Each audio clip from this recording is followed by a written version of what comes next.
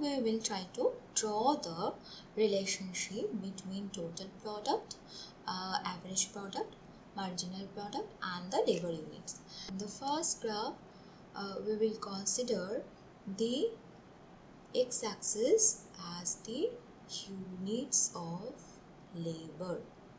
Units of labor we will measure on the x-axis, and in the second graph also we will use the x-axis for measuring the units of labor. So in both the graphs we have taken the horizontal axis or x-axis as the common. Now for the first graph we will plot the total product to see the holistic picture, and in the second graph we will consider the unit labor analysis, that is the average product, which we will denote by the AP, and the marginal product, which we will denote by MP. You can see that on the horizontal axis I have written the values from 0 to 9, because here we have considered the values from 1 to 9. If the quantity of the labor is 0, means imagine about a company where there is no labor, how much the company can produce? Nothing. So in that case the value of the total product will also be equal to 0. So we can see that the total product curve will start from the point 0 and 0. This is the origin. Right? Now let us check when the labor unit is 1, means the first unit of labor we have engaged. How much is the amount of total product? So just imagine this is the units 20. So here this is the point, this is the amount of output. Let me write the coordinate. The value of x is 1 and the value of the y axis variable is 20. So this is the coordinate of this point is 1, 20. This is the amount of output that has been produced by the first unit of labor. Likewise, how much is being produced by the second unit of labor? The second unit of labor, when we engage, the total output became 50. This is the point where we are showing that by engaging 2 units of labor, this is the total amount of output produced. Now how much is being produced when we are engaging 3 units of labor? If we engage 3 units of labor, we can see here the total product becomes 90.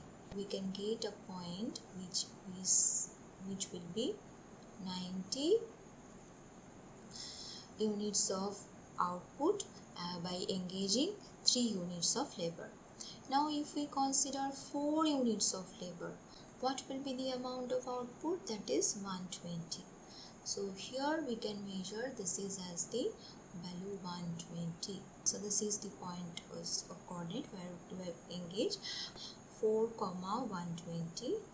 This is the coordinate of this point, which is representing we have engaged 4 units of labor and 120 units of output. If we engage 5 units of labor, what will be the total product?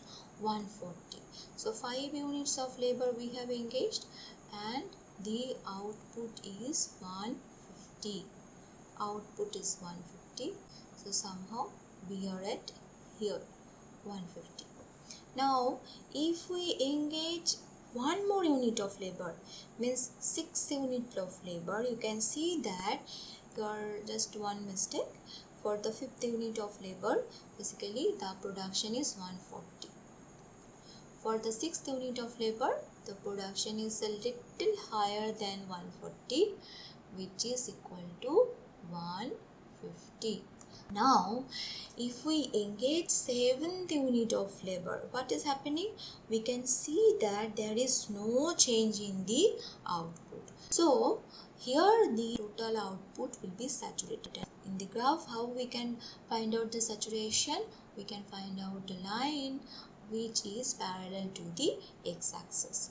Then what is happening? If we keep increasing the labor units and we engage one more labor after the 7th units of labor, then the total number of labor will become 8. So by engaging 8 units of labor, we can see that the output has deteriorated, and the output here is only 145. For the 9th unit, the total output will be 117 or 117 units of output. Now if we take the locus of all these points, we can see that up to 3 there is a increase in the total product with the increasing rate. Okay, from the 3rd unit onward, if we move further, we can see that the total product is increasing, but it has increased at a decreasing rate. This is the area. I have made this area thicker. Okay, now after that, when we are at the 6th unit, means we have engaged 6 units of labor, means that here the total product became saturated, means there is no change in total product, and after that the total product curve has declined. So we can see a curve which is a part of the curve which is going down. Clear? So this is the curve for the total product. We can see that the total product curve has initially increased at an increasing rate. After that, we identified it has increased with the decreasing rate, and then it has become saturated and it started falling. Now this rate of increase, how we identified the rate of increase? We have identified the rate of increase from the concept of marginal product. Marginal product curve for the first unit, 0th unit, we can see that for the 0th unit we cannot compute it. So marginal product will be started from the first unit itself. So when we are considering the first unit, will be marginal product will be 20, because the contribution for the first labor is 20. So in this case, after that, when we engage the second labor, the marginal product of the second labor is now 30. When we consider the third labor unit, what is the value of the marginal product? 40. So for the third unit, the value of the marginal product even gone up and it became 40. So we are at here. Now this is the point basically where we can see that the curvature of the total product has changed.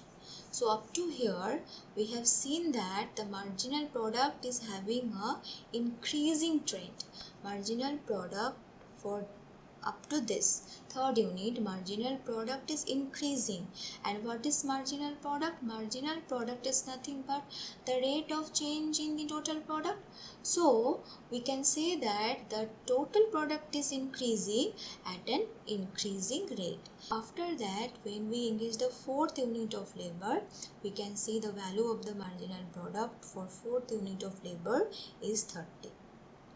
Then if we engage the one more labor, so it became 20. For the 5th labor, it became 20. And for the 6th labor, if you see, it is even smaller than the 5th unit, and it is the 10th unit, 10 units of output.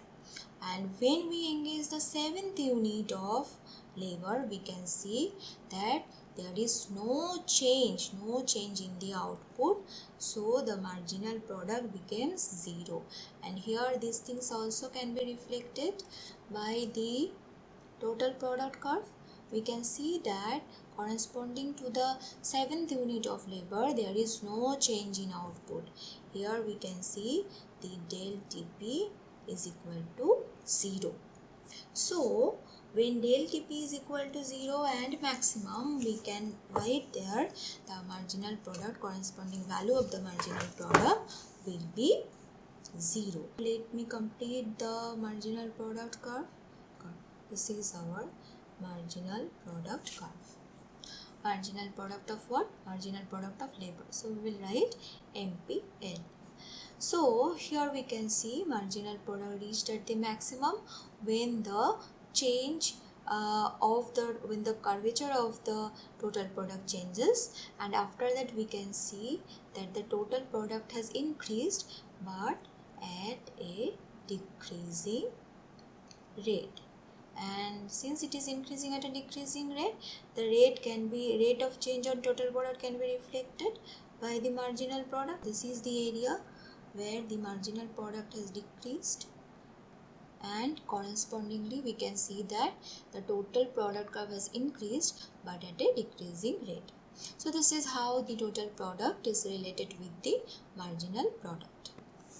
Now we will plot the average product. Average product of labor, here APL.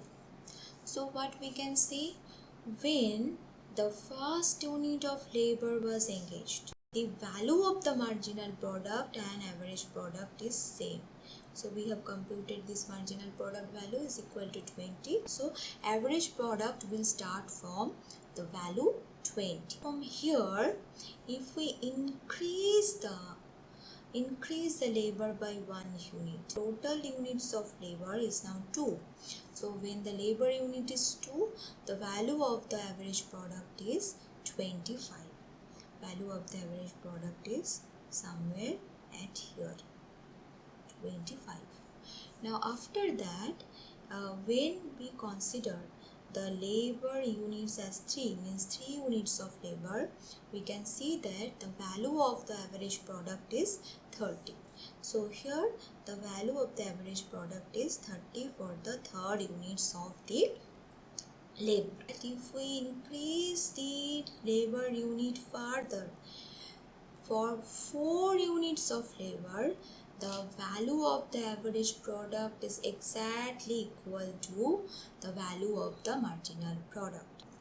Look at this value. This value 30 is also the highest value of the average product. Highest value of the average product. Increase the labor further. Say for example, if we consider the 5th unit of labor, we can see that the value of the average product is 28. Look at these values.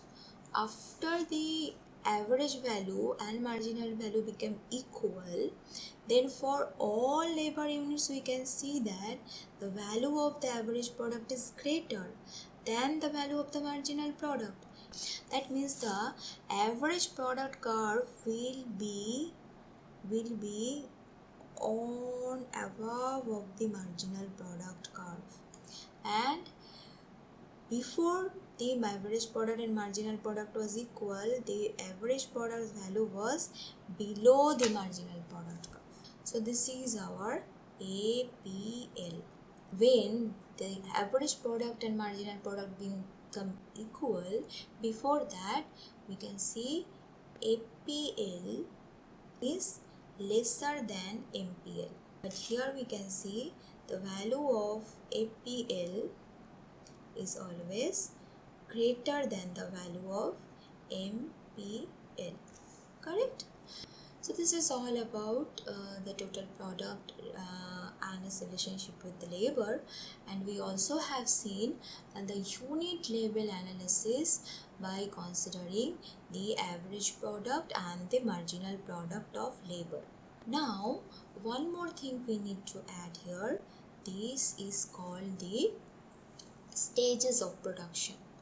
So in the next video we will discuss about the stages of the production.